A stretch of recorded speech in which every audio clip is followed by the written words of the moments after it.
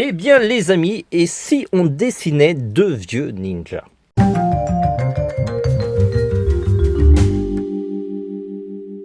Hello les amis, j'espère que vous avez 2 minutes pour faire un dessin facile. Et aujourd'hui, on va dessiner Naruto et Sasuke. Alors je vais vous expliquer un petit peu pourquoi.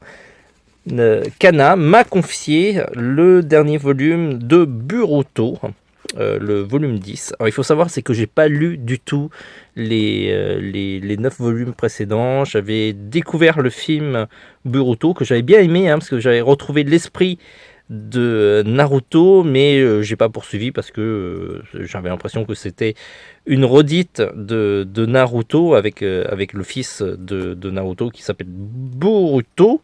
Et là, je découvre le volume 10 et je vous avoue que ça a l'air génial. Parce qu'il y a, durant tout le volume 10, je vais pas vous spoiler le tout, mais il y a un super combat, il y a des adversaires de fous furieux. Et je vous avoue que Naruto et Sasuke s'en prennent un peu plein la gueule. Je me demande, mais qu'est-ce qui se passe? Il y a vraiment une intrigue qui a l'air très intéressante, où il y a d'autres personnages. Et donc voilà. Alors aujourd'hui, on va dessiner Naruto et Sasuke selon la couverture. Donc cette couverture, c'est un petit peu mon modèle de référence. Je vous montre un petit peu à l'intérieur. Il y a plein de personnages nouveaux que je connais pas trop et des personnages que je connais qui sont devenus, qui sont vieux quoi, en version âgée. Et il y a des combats de fous furieux. Et c'est super captivant. Donc je ne vais pas vous montrer plus, histoire de pas vous dévoiler le tout, mais c'est vraiment un volume qui s'engloutit à la vitesse de la lumière et c'est hyper intéressant. N'hésitez pas, si vous connaissez la série Boruto, à me dire vraiment si ça vaut vraiment le coup, les 9 autres volumes, s'ils sont vraiment bien, mais là ça m'a beaucoup surpris.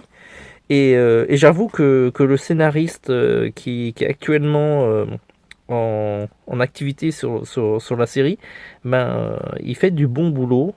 Et j'ai un petit peu peur parce qu'il y a une annonce récemment qui dit que Kishimoto va reprendre le relais avec le scénariste. Et je suis en train de me dire, oh, peut-être pas. Le scénariste actuel, il fait déjà vraiment du très bon boulot. Donc pourquoi pas le garder. Sur ce, je vous rappelle aussi que les vidéos sont possibles grâce à la Repaper, c'est la tablette que vous voyez ici. D'ailleurs, je l'ai mis à l'envers. Je vous la montre. Voilà, ça c'est à l'endroit, c'est comme ça que ça s'utilise. Et c'est une tablette où je pose un papier dessus et en fait, je dessine avec mon crayon papier et ça enregistre tout ce que je fais. Et ça, c'est hyper pratique pour vous montrer les dessins de manière rapide, vite fait. On a fait une vidéo de présentation de cette tablette. D'ailleurs, c'est une vidéo qui est assez bien vue. Donc, je suppose que c'est le genre de machine qui vous intéresse. En tout cas, je l'utilise depuis pas mal de temps. Et si vous allez voir sur la rubrique leçon, puis dessin en 2 minutes, je crois que ça s'appelle comme ça, ou leçon en 2 minutes, vous avez plein de dessins que j'ai réalisés avec cette tablette. Donc ça prouve quand même que ça marche quand même assez bien pour montrer des réalisations de dessins. Voilà.